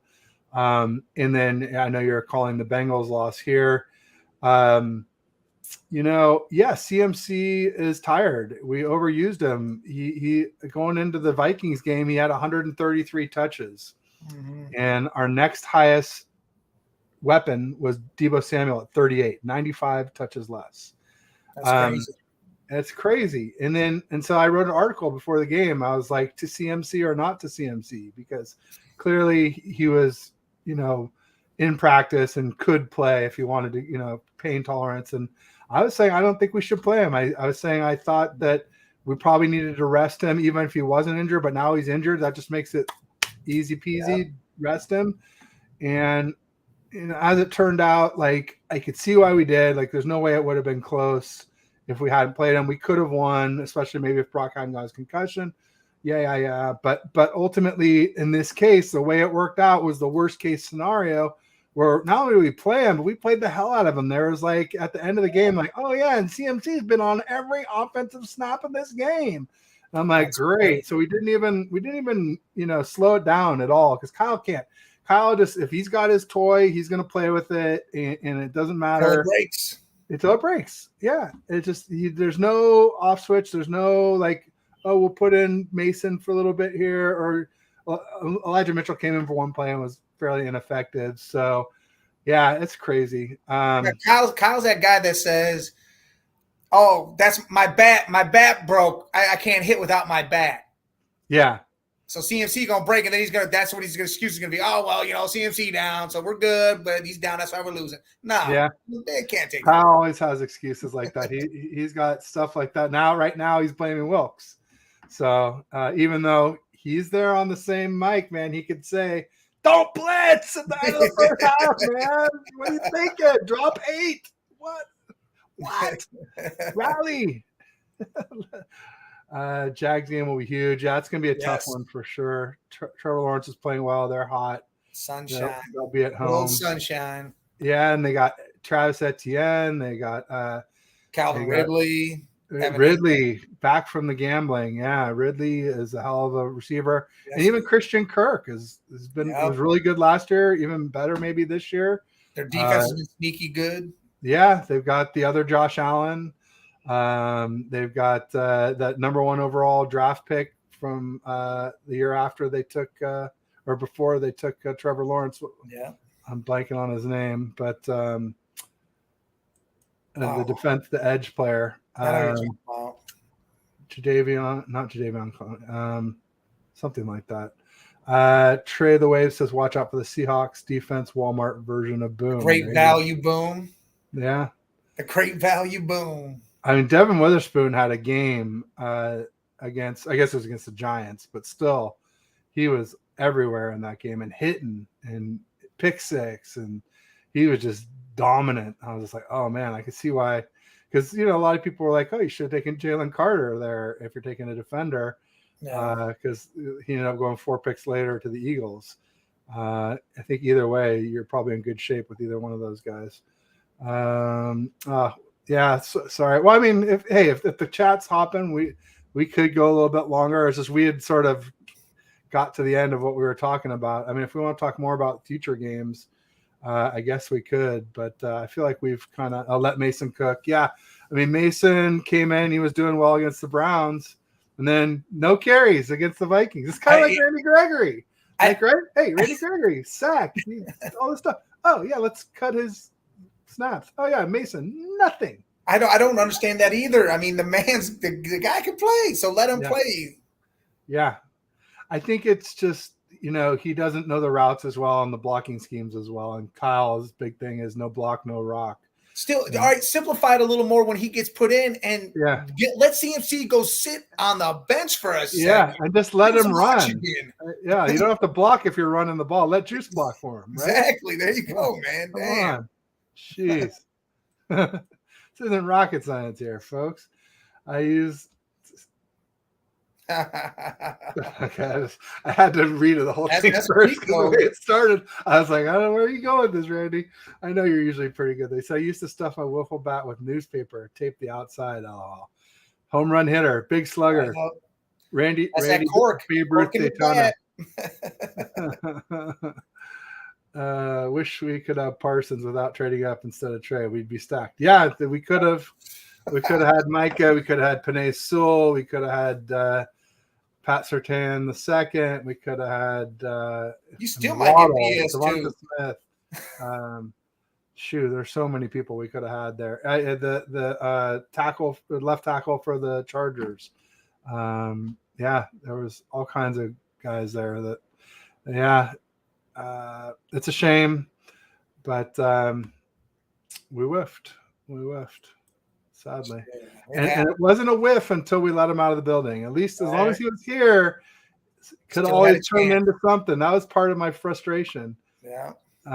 Like I said, but look, if Brock is the guy and then once you determine that, then you got to get rid of the other guy. That I had said that before it happened, but I just wasn't ready to say that Brock's the guy yet, especially coming off this injury and where there were some questions from last year of how good he was. Like, there's this video comparing him and Jimmy G, and it's spooky how, similarities there are, where they're basically saying Brock threw a lot of interceptable balls, but a lot of them just got dropped. No. And, Jimmy G is much better on the early reads, Brock much better second, third, and fourth reads. But like, while they're doing it totally differently, the end result is eerily the same, especially when Jimmy had CMC, the ultimate QB, safety blanket, pacifier, whatever you want to call him, get out of jail free card at the end of the progression, just throw it to freaking CMC. If nothing else, he's going to be as close as you can be to the sticks and as far as you can be from defenders. Having him and Kittle, that's crazy. You got blankets all around. Yeah. Well, and then Debo and Ayuk too. Although I do think Ayuk is, like I say, we're a front runner. I think Ayuk is kind of a front runner as far as he racks up a lot of yards when we play bad defenses, but when like push comes to shove, like you want Debo to get those tough yards. Agree. So that's sort of the way I feel about it. Not as good a route runner, not as good a hands, but even Ayuk's hands are not as good as most wide receivers. Let's just be honest. He's had a few. The big drop against you guys. Oh my God! Like that was one of the things that changed that game. The drop to Ayuk. The overthrow of CMC on the wheel.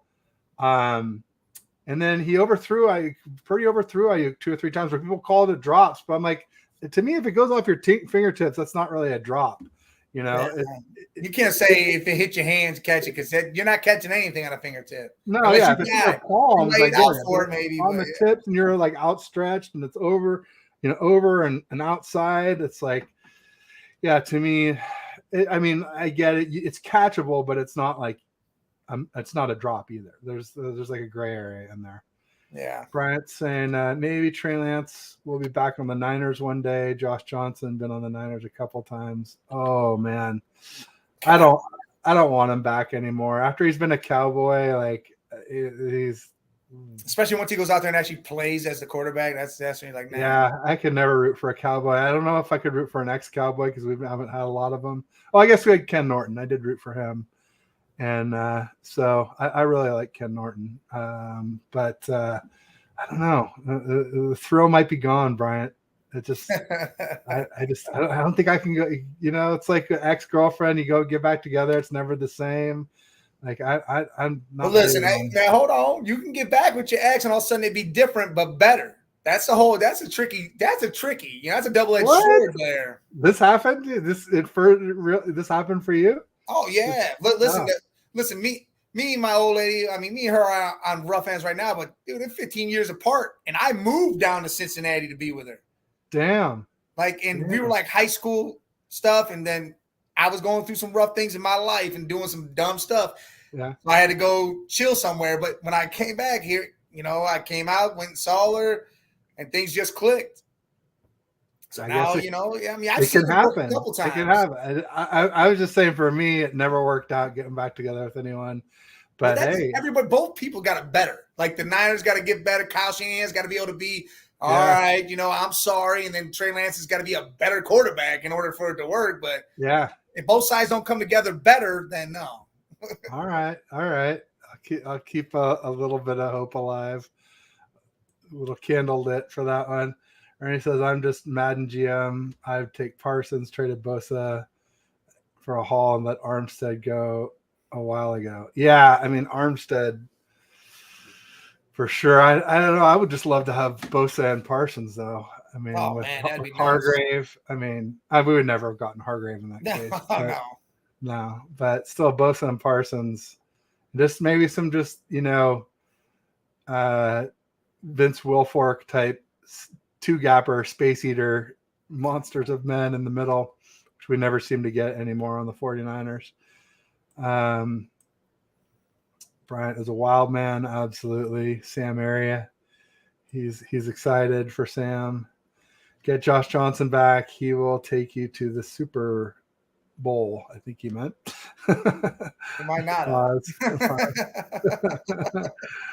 Josh Johnson isn't taking anyone anywhere. That's why when people say, oh, like any QB can be in college system, like, no, Josh Johnson. I'm like, yeah, not Josh Johnson, not Hoyer, not CJ, not Mullins. Like, we're talking starting QBs here, not like those guys aren't starters here. Those guys aren't starters anywhere else. So that's not a fair comparison to say like, oh, they couldn't do it. There are maybe 5 good backups. We carry 1. Do we? I don't know. I don't know. I have so little faith in Sam Darnold. It's ridiculous how little faith. I mean, part of it was I was there for those 9 open camp practices, and all he did was dink and dunk.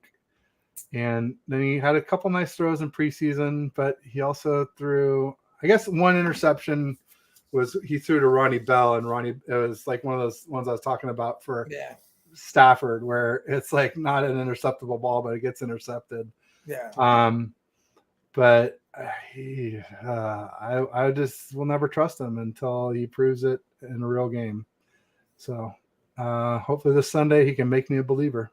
I was shocked he got drafted as high as he did, to be honest, with all the interceptions and his choice, his IQ on the field. He just didn't. I mean, he might have arm strength and talent, but you got to be able to make the right reads and decide, hey, this is where I'm going. This is what I'm doing. Not, I'm just going to whip it there, do this here. I mean, no, that's not. What's the over-under for the number of fans at Levi's dressed as ghosts this Sunday? I think it's a lot, folks. Yeah, that'd be great. I might just have to do it now. No, I'm not gonna do that because I'm rooting for him, and I don't want to like. But I bet there'll be a ton of ghosts. I bet there'll be some. Josh Johnson has a record 17 teams, and like 9 of them are the 49ers. He just came back 9 times. That's Dante Johnson, the corner.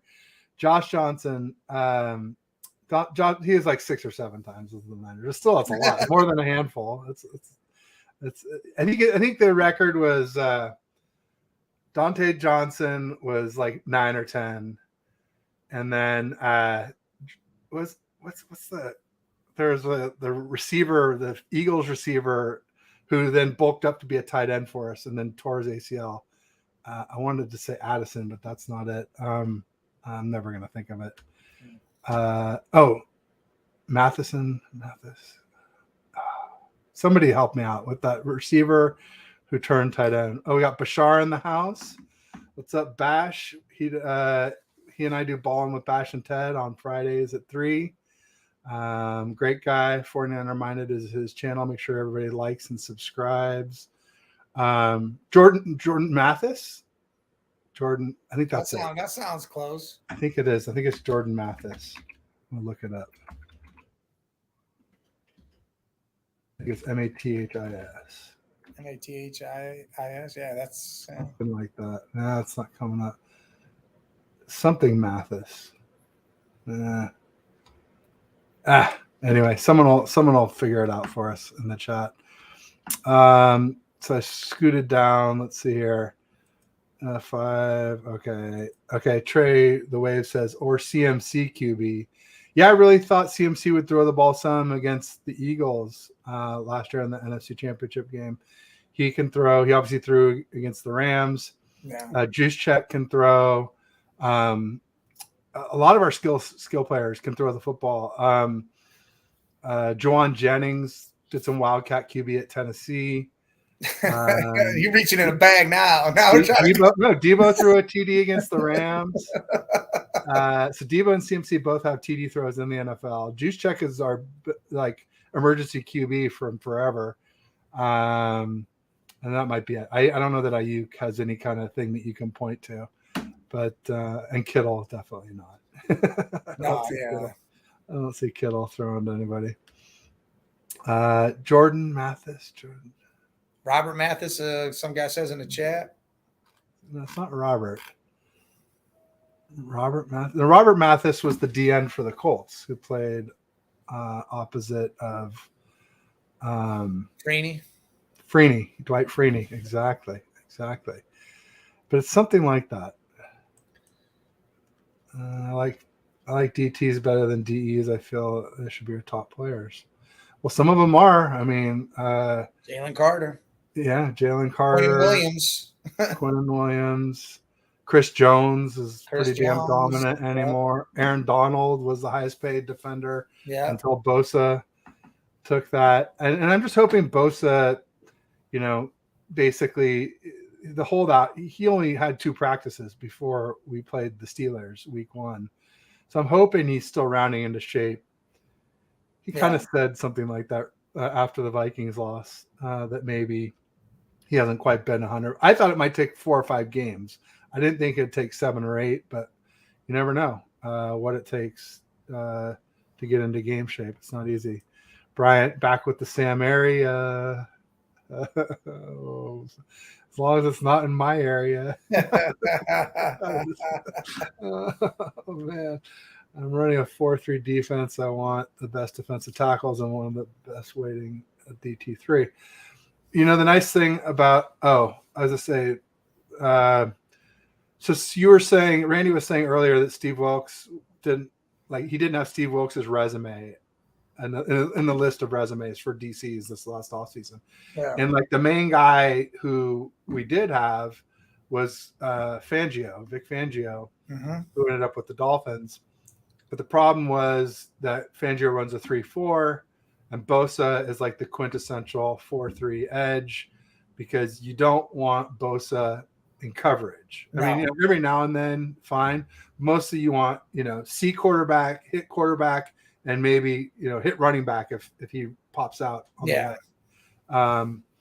And so that was a big reason why we didn't go with Fangio, I think. Also, just because I think Wilks sort of said, Kyle, do whatever you want, whereas Fangio is I'm going to do it my way.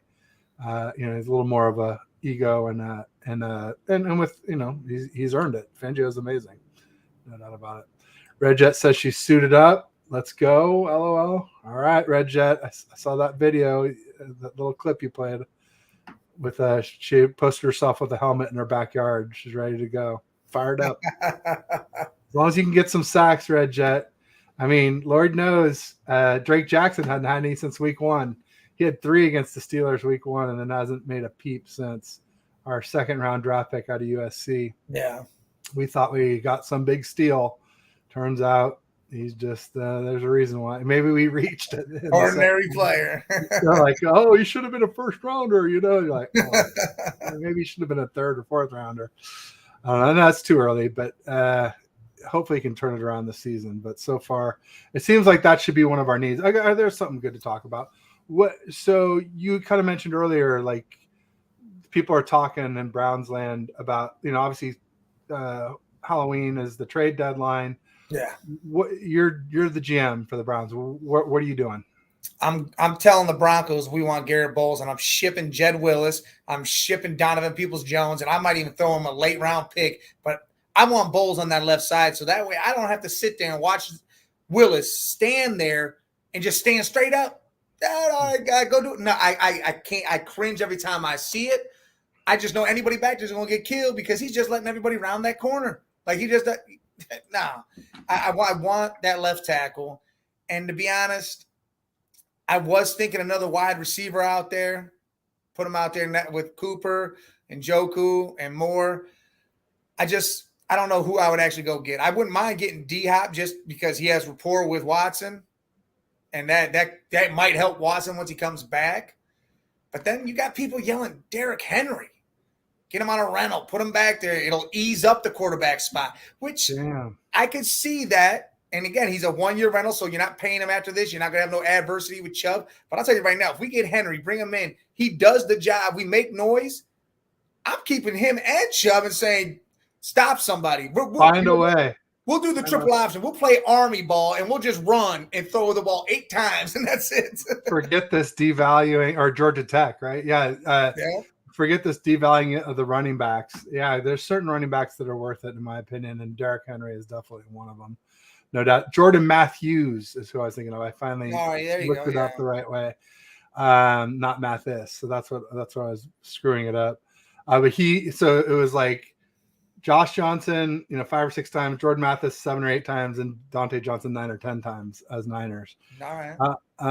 Some more talk about Josh Johnson here. Can run the read option. Yes. Hey, listen, speak of the read option.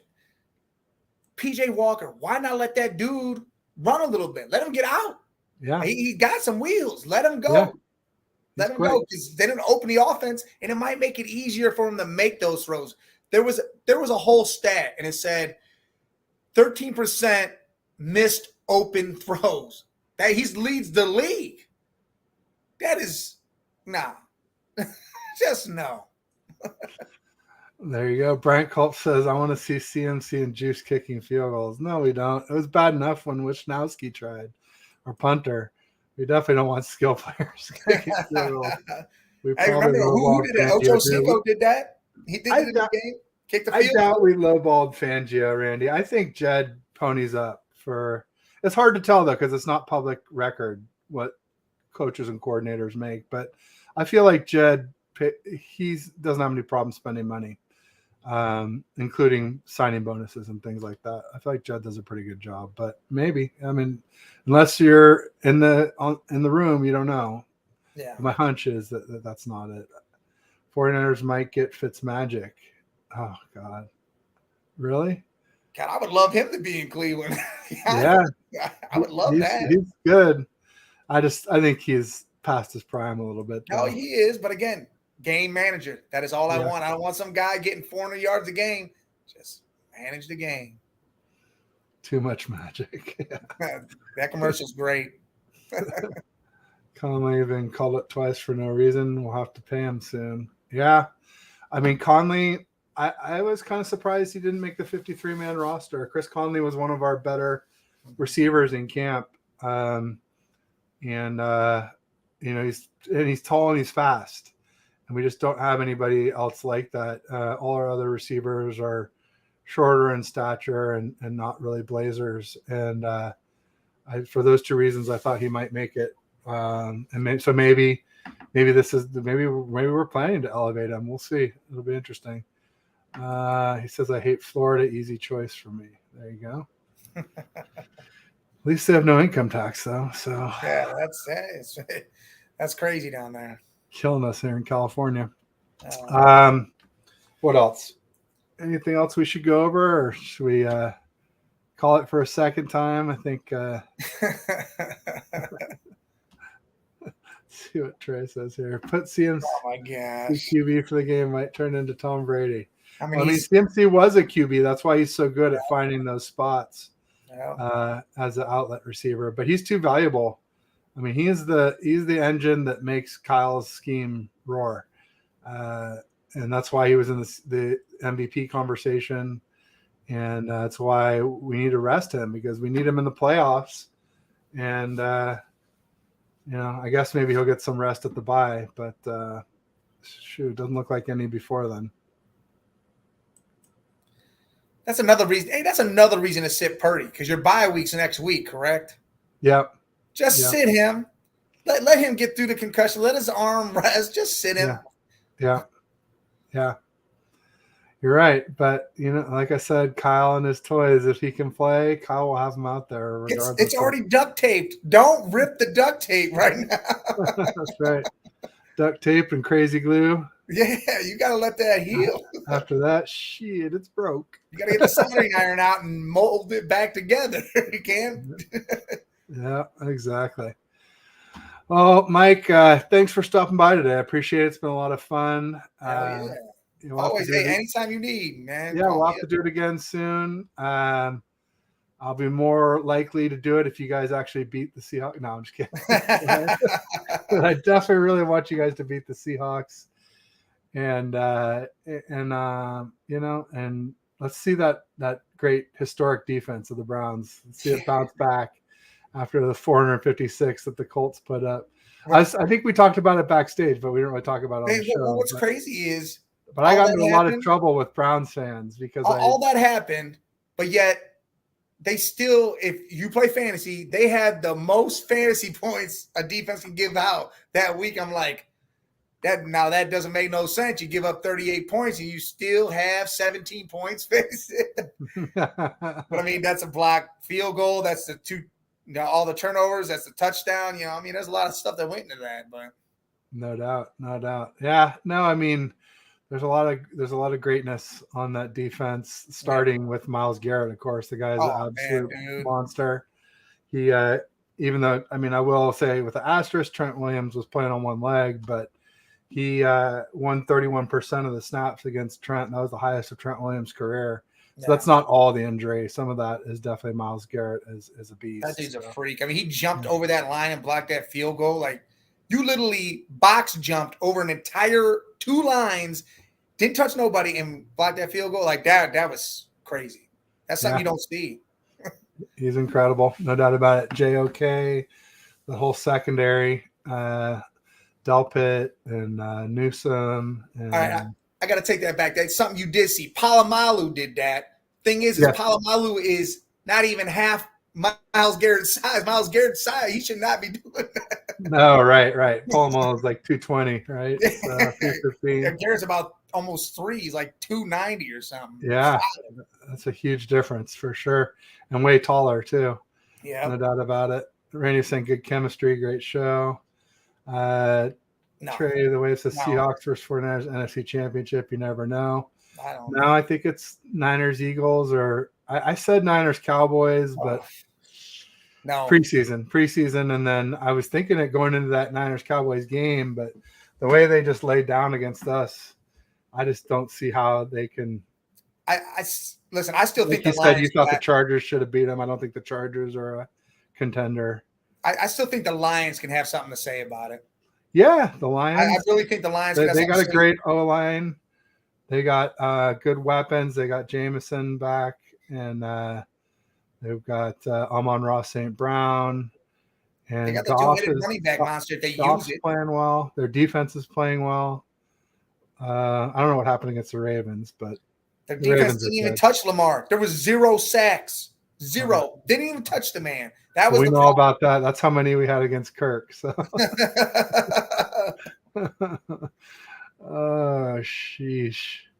We made Kirk look like a superhero. But, I mean, I've always said there's a reason why Kyle likes him. Yeah. And now you can see why. The way the NFC is shaping up could easily end up being anyone. Yeah, I still think it's Niners, Eagles, maybe Lions, maybe Cowboys. But Niners, Eagles, I think. Well, and especially the freaking Eagles. They got is it Keith or Kevin Byard from the Titans, the safety?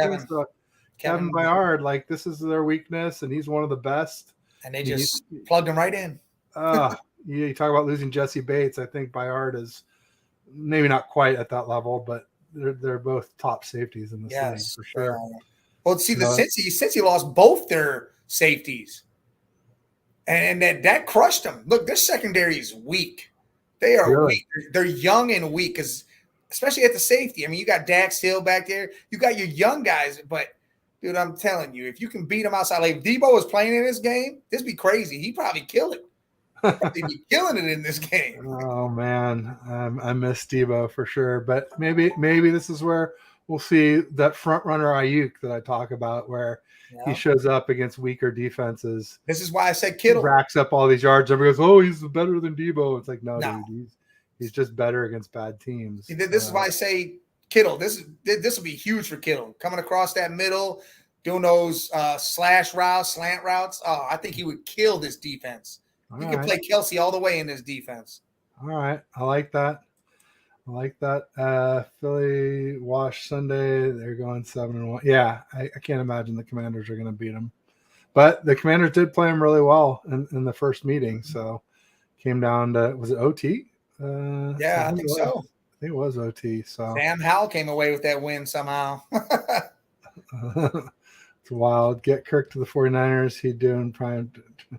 I said I'd rather have Kirk than Purdy straight up, but not for the money, not for 35, 40 mil, whatever. He's going to need a new contract, and Purdy's $800K. So I don't think that Kirk is anywhere close to that much better that you would justify the price difference. And you wouldn't pay for a Super Bowl? In a hard capped league, you don't have to be better to be a much better value. No. So, and Purdy is arguably the best value of any quarterback, arguably the best value of any pro sports player. I can't think of any other sports player that's, $800K, and you're talking about, I don't know, I'm talking about 8 to 12 or 11 to 15 in this league. Yeah.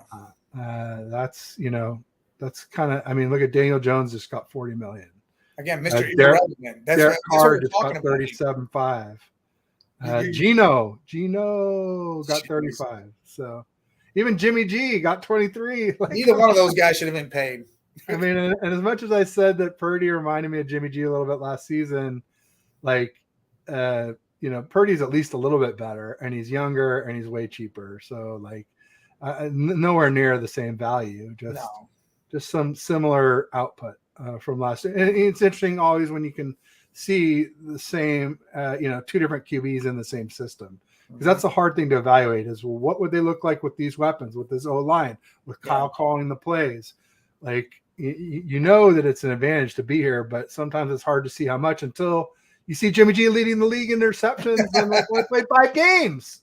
Oh, never would have seen that coming. Never. Oh wait, yeah, I did. Yeah, I did. So yeah, no, that's interesting. Randy says Bayard is 34th best player. Yeah, he's a hell of a player, no doubt about it. Philly almost lost last time, and to the Commanders. And the thing about Bayard too is I think he's got $11 million deal this year, or cap hit or whatever, and pretty sure the Titans paid like 7 of the 11. So that's Eagles crazy. only paid $4 million for him. So the Titans are having a fire sale. Everybody's gone. Well, shoot, Vrabel's probably gone too. Maybe we should get Derrick Henry then. Come on. Bidding war with the Cleveland Browns. Let's go. It's on. Give me some. Who else do they got? They got that the young receiver that they drafted to replace AJ Brown. Treylon Burks, yeah. I'm not overly they got the guy. So it's a fire sale, but it wouldn't include Jeffrey Simmons. That's the crown jewel. I'm telling you want right a Titan, man. That's your Titan. I'm telling you right now. If I'm the GM of the Titans and I'm already shipping off pieces, I'm going to try to see what I could get for Jeffrey Simmons, see what kind of crazy package could come back. Wouldn't it have to be 3 firsts? It could be something like that.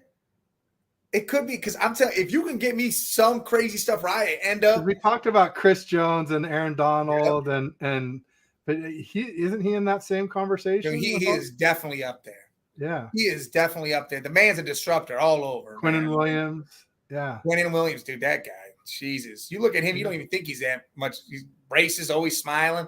He in there killing people. He killed Jimmy G. That's Oh, who smoked him, he dude. smoked. And then they got our left guard from us who gave it up. I'm blanking on his name now because I blocked it out of my head. But he was like a good run blocker, but terrible in pass blocking. And now, like the Jets, I mean, he might have been the one that got Aaron Rodgers. I forget who that was, but wouldn't surprise me. We got him from Detroit. Anyway, I'm blanking on his name right now. I don't know. But he was the one who got smoked by Quinnen Williams, and then Jimmy G sprained his ankle, and then there went our 2020 season. Well, that and Bosa did his ACL there. So did Solomon Thomas, who wasn't like an impact player, but he was still a big body. He was solid depth. He was solid depth. Got Alberto Soto in the house. He's saying, "What up, fam? What up, Alberto? Thanks for joining." We keep trying to end it, but we keep just letting it drag on here. Well, as long as there's interesting things to talk about, it works. I'll keep talking. You get Colin Kaepernick. No more Kaepernick. He's gone. I don't think he wants. I'm shocked nobody's gave him a shot. I really am. It's been so many years. It has been, but I mean, I would have thought someone would have gave him a shot before. Yeah. Like I was shocked. Like, I mean, I get it. He was the whole kneel down guy, but I mean, come on, man. But then he also sued the league and got a settlement. That right there. Yeah, I think that's so. I think he sued them for them blacklisting him, and then I think they re-blacklisted him again. I think that's what happened. They renamed it and then did that too. Exactly. Yeah, something not so controversial. Some other color list. Yeah, exactly.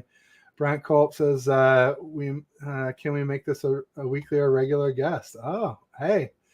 I actually have, I don't really have a Thursday regular show. So if you like this time on Thursdays, anyway, I shouldn't ask you on there, but it's something we could talk about for sure. All right. Red Jet says, let's go Commanders, laughing my A off. And did we sign Minshew, Brunskill, DJ Jones? Oh, Brunskill would be great to get back from the Titans. I hated losing him. He was, so valuable. He helped platoon with Burford at right guard, and he could fill in almost anywhere. We have Feliciano, who's all right, but I miss Brunskill. I think he would be great to have back. And because O-line is one of our weaknesses, right guard, right tackle are issues for us. Finally, the Browns changed the logo. Listen, this has been their logo since the 60s. It's finally we brought it out. And then that dog, they changed the dog logo to actually look mean instead of that sappy, whatever the hell it was. Oh, he's a nice little puppy dog. Nah, man, we need someone that's going to eat somebody, not be a nice little dog. There you go. I used that dog in my thumbnail yesterday. It was like somebody had superimposed it on a fighter, like KOing somebody with the SF logo on the guy getting KO'd. So I had that, and then the picture of Kirk with the top 10 necklace he was wearing after they beat us. And I said, the 49ers taking weak opponents too lightly. And that's a little bit mean because I don't think the Browns are weak. I mean, certainly your defense isn't. We're injured. We're injured. It's just PJ. In that game, look, we don't have our starting right tackle. Bitonio didn't play. I mean, no Chubb, no Watson. I mean, you're already missing Conklin. But are you really missing him that much? With I love DeJuan Jones. I love Big Thanos. A lot of us wanted DeJuan Jones. I love. And you guys took him a few picks after we took Cameron Latu out of Alabama, who's now on IR. Who in camp his nickname was Drop Two because he like could block and he got great separation. He's a great route runner, but the man could stone him. DeJuan Jones needs to work. He needs to work on his run blocking, but he's progressing each week. So I'm cool. That's why we passed. It was because we didn't think he was athletic enough to run the zone scheme. That dude's a linebacker with that body. He's got linebacker feet with that body. Yeah. Well, he did a number on Bosa. That's for sure. The only time Bosa got through was when DeJuan went to the outside guy thinking that Posick was gonna shift and Bosa came unblocked. But other than that, he didn't have a sack otherwise. Yeah. And really not much pressures either. So yeah, DeJuan Jones, man, the one that got away. The other one I wanted who was in that range was a little bit before we took Latu, but still, like, we could have packaged something pretty cheap to move up. Was Darnell Washington, who went to the, because if you're having trouble with your tackles, like, what's better than a 6'8", 270 tight end to help your tackle out, who can actually has good hands. He's not like fast or a good route runner. Such a big body, but he can run block, and he can catch. I mean, he's a chain mover. Yeah, better than run to the spot and catch your ball, and he's a big body. You drop two. How do you not hit him in the chest? On IR, and I don't even think he's really hurt. I think he's just on IR to like stash him for the season, see if he can catch next year. Because we weren't going to waste, because it's a 3rd round pick or a 3rd round comp pick. You can't stick him out on practice squad, obviously. So yeah. And you're winning the game now. There you go. I hope so. I hope the Browns are winning. See, and I love that. Thing is, 4-2. Hopefully, you'll be 5-2. Problem is you got the rest of the division winning too. And now we're like, man, all right, so we're still battling. There you go. Yeah, well, hopefully we can each do each other a favor in our divisions. We got the Bengals. Yeah, keep the Bengals down. Yeah. And let us rise. I just pray for Brock. That's all I can tell you, Mike. Sam Area is the drop to. There we go. All right. Coming up on 2 hours. Let's try this again. I mean, I do have a hard stop in about 15 minutes. You got to get out and do your thing. But it's been a lot of fun. You know where to find me. We'll chat more. All right. And good luck to your Browns this weekend. Same to you. And I'll just say peace and go Niners. And you want to give us what do the Browns say? What, the dog? Go Browns. Go Browns. Here we go, Brownie. Dog pound. Here we go, Brownies. There you go. Thanks, Mike.